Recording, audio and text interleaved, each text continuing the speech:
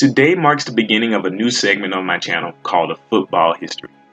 And this first edition of A Football History is very important to me. It even has some emotional context for me. It is kind of the reason why I wanted to start this thing, and I was also inspired by another YouTuber. But it's going to be great. First edition of A Football History is Sylvester Croom.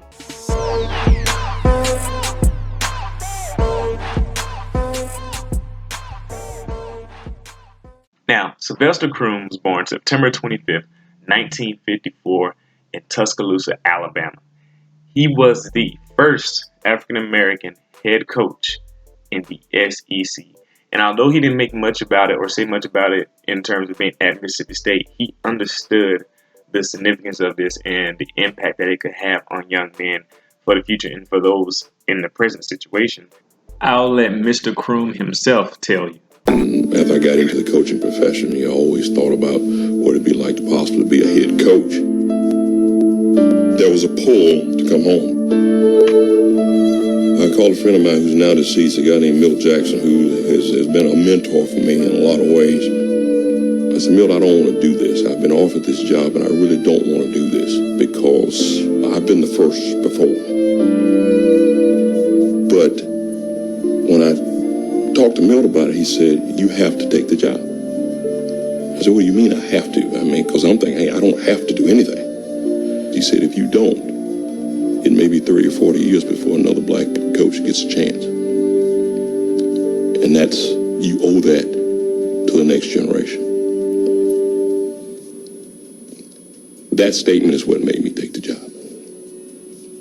Because, excuse me a minute, so many people paved the way for me to be here. People gave their lives so that I could sit here and talk to you about this today.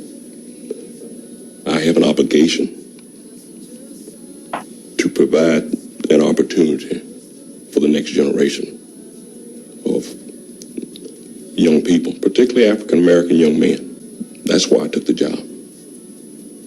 I had a debt to pay. More on that later.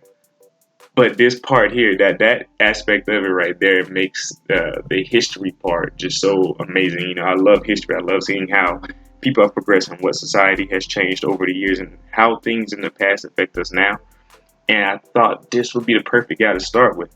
So let's just jump right into some of his story and we'll go from there. So like I said, he's actually a native of Tuscaloosa, Alabama, went to Tuscaloosa High School. He played linebacker and tight end. He went to Alabama. Yes, I think he was the first or second class after Tony Nathan. The first, basically he was one of the first 2 or 3 years of integration at the University of Alabama when Paul Bear Bryant actually brought African-American players to the team and integrated the team. So he hadn't done it up until in '69 they lost to USC and then they got beat by the team that had African-American players, and he's like, all right, we got to switch it up. We got to bring him in. And Sylvester Croom was one of those first. He's been a first a lot of his life. He grew up experiencing the discrimination of of that era, having to leave their communities and then go out and they have to use different bathrooms and different stalls, can't eat at the same restaurant as those who are white and whatnot. He's seen it all. And so to then be the one of the first few to be able to integrate Alabama, it sets up for an interesting life. But anyway, he ended up at center at Alabama under Bear Bryant. Played from 71 to 74. He did really well there and started for most of his career. Then he went to play in the NFL. He played 1 year for the Saints. 1 year for the Saints. His plan was to go to the NFL, make a little money, and then be like a lot of other people in his family. Go on and use some of that money from the NFL and get an education degree and teach, because that's what his mom and sister did, I believe. That didn't quite work out the way he wanted it to, as he only played one game in the NFL, and then he was cut. So he got cut as a rookie after one game. But the thing about that, though, Bear Bryant was so impressed with the young man. He liked him so much. He actually, before he left to go to the NFL, he said, if this NFL thing doesn't work out, I want you to come back to Alabama and coach for me. So he actually did. He came back to Alabama and coached. So Coach Bryant wanted him there. As an undergrad, he got a bachelor's in history and a minor in biology, so he's a smart guy. But then while at Alabama and coaching with Father Ryan, he enrolled in the master's program for education administration. So he still hadn't let that go. He coached the linebackers from 1977 to 1986. And a lot of that was under the Ray Perkins era of the Alabama football program. And so what's significant about this is a few things. So for a long time in his career, in the pros actually, he was a running backs coach. For the longest time, I think the majority of his coaching has been as running backs coach.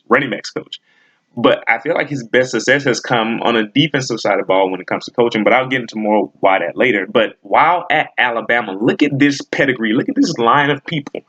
He coached Cornelius Bennett, Wayne Davis, who has the record for most tackles in Alabama history, and Derek Thomas. Yes, the late great pass rushing specialist Derek Thomas. He coached three of the best players in Alabama history, best linebacker in Alabama history. Three of the best anyway, before, say, even in recent years. And even then, these guys are undisputed as legends in the Alabama history. And he coached them as their position coach. I don't think I realized that until recently. Then in 87, like I said, this is under the Ray Perkins era. So in 86, Perkins, Alabama kind of had fallen out, ended up leaving there. Perkins ended up becoming the head coach of the Tampa Bay Buccaneers. And he brought in Sylvester Croom as the running backs coach. So this is where the running backs coach thing started at. So that was 1987. Sylvester Croom was the running backs coach for the Buccaneers for the 3 years that he was there. Then he moved on, because I think the coaching staff moved on as well, and he ended up going somewhere else. He ended up being the running backs coach for the Indianapolis Colts, or I don't know if they were the Indianapolis Colts at the time. Either way, it was the Colts franchise. But he was the running backs coach there for about a year or two. Then he went on to be the running backs coach because, like I said, the coaching staffs moved. And the thing about Sylvester is that he apparently is well liked and must be a smart guy. And people understand his ability because they kept taking him with them and didn't let him go anywhere else. In 92, he became the running backs coach for the Chargers, along with a similar coaching staff. And he was actually the running backs coach in the year that they went to the Super Bowl in 95. But he coached guys like Marion Butts, Natron Means. I mean, most of you guys probably don't know these guys. They're older guys who didn't get stardom, but they were serviceable players in the league.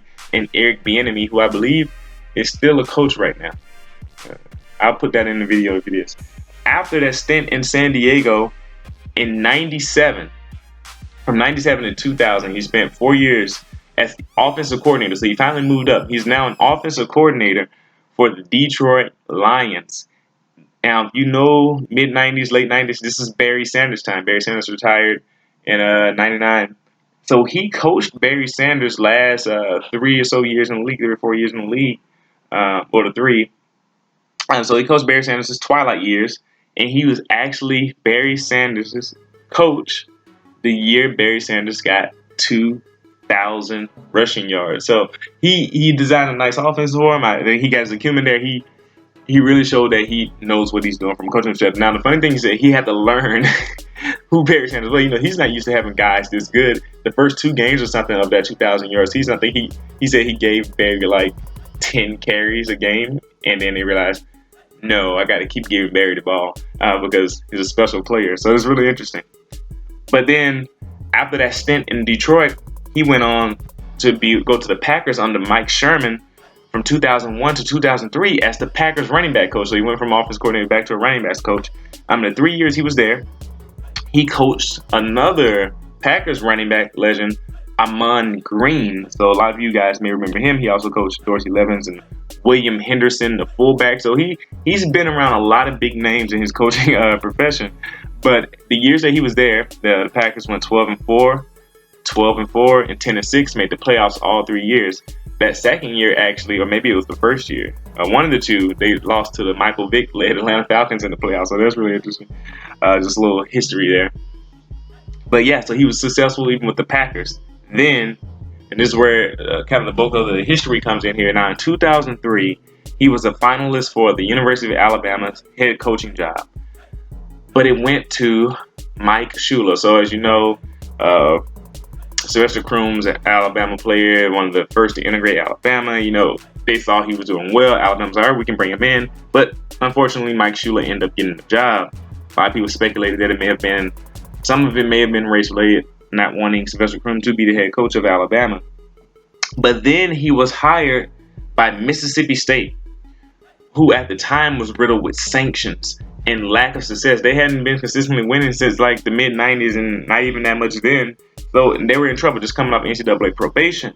So he coached Mississippi State Bulldogs for 5 years, from 2004 to 2008, and he knew it was going to be a struggle. He knew it. 2007 was his best season at Mississippi State. They went 8-5, and they actually beat Alabama. That game, actually, that was one of the first years I really started watching football so closely that I started analyzing and got really into it. But that game from that season really helped me gain a lot of respect for Sylvester Croom and really know, who he was about. Just kind of seeing them and seeing their program beat Alabama. I mean, as an Alabama supporter, I wasn't really happy that they lost, but it was something about that team and about him that I really like.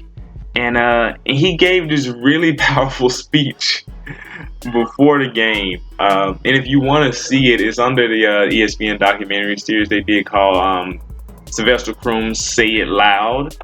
It was really moving and it was really powerful, and they must have really accepted that, and because they went out there and played hard and they beat Alabama 17-12 in that game. That was Nick Saban's first year, and Alabama went 7-6, and so Sylvester Croom was a part of the reason why Alabama went 7-6 that year. But the thing what I really like about Sylvester Croom, they didn't have that much success in his time there. They went 3-8, 3-8. 3-9, then they went 8-5, and then the year he was asked to resign, they went 4-8 after they lost 45-0 to Mississippi, Ole Miss in the Egg Bowl under Hugh Nutt. Houston Nutt. And the interesting thing about that is that so a lot of people say, well, he didn't have that much success, but with the sanctions and the lack of success that they had, this was kind of expected. They knew it was going to be a rebuilding project.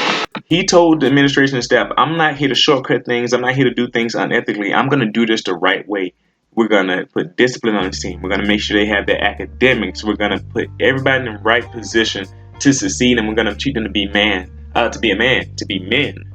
And one of the stories from the recruits, the guy who said it and say it loud as well, he said when he came to recruit me, he told my mom and he told me, when you sign on that paper, I'm going to be responsible for you like a father. You're going to be like my son.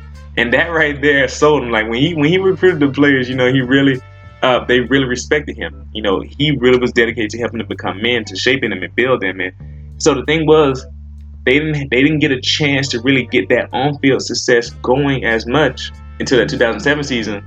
But he changed the whole culture of the program and was allowing to keep Mississippi, State relevant here. And to be honest, I believe he actually paved the way for Dan Mullen to have the success that he did. So after Sylvester Croom was fired, Dan Mullen became the next head coach. And Dan Mullen now, under this rebuilt foundation of good character and solid foundation that they had, they were now able to have success because Dan Mullen, of course, brought his offense, recruited some players there, made it more exciting. So that was the one thing that Dan Mullen had that Sylvester Croom didn't, was that Dan Mullen actually had offense. Sylvester Croom's teams struggled offensively in his tenure at Mississippi State, and his defense was always played hard, and they always played well, but the offense was stagnant. If they had offense, they probably would have had so much more success. He probably would have still been the head coach, even to this day, provided that they just kept improving every year, and I believe they would have, but unfortunately, he had to resign. In 2007, that year they went 8-5. He was the SEC Coach of the Year twice by the coaches and by the Associated Press. He was the first Mississippi State coach to do that, or to at least to be announced by the Associated Press since 1970. And he was the first Mississippi State coach to be SEC Coach of the Year acknowledged by the coaches since 1957. Wade Walker, the guy who the Mississippi State Stadium is named after today. He did something that hadn't been done since those guys. That's impressive. Like I said, he paved the way for Dan Mullen to have the success that he has now, and it was crazy to see. I only got to see like the end of it. I wish I had been there to watch more. But after that, after he was asked to resign, he went on to become the Rams running back coach in '09 and '11, '09 to '11. Then he was in Jacksonville for a year and 12, and he's currently coaching now from 2013 on with the Tennessee Titans. And as history would have it, as things just work out so well, he is now coaching an Alabama running back, Derrick Henry, while he's former Alabama alum, and just really, it's kind of weird to see things come full circle for him and see how long he coaches. Who knows? But he's still having his success. He's coaching up to Marco Murray and Derrick Henry. Still well respected. People still love him. A great man. Just really have a lot of respect for him. No, I haven't seen anybody say anything bad about him. So I thought he would be the perfect candidate for my first football history. I hope you enjoyed this too. I really, really, really enjoyed the story of Sylvester Croom and what he's done, the impact that he had on people. He acknowledges that if he hadn't done this, we could accept the position of being the head coach, be one of the first. The representation for black men would have been different. It's like, oh, we can integrate schools and we can compete at big time schools like Alabama back in the 70s. We can be head coaches because at the time it hadn't happened. They don't see him at high school.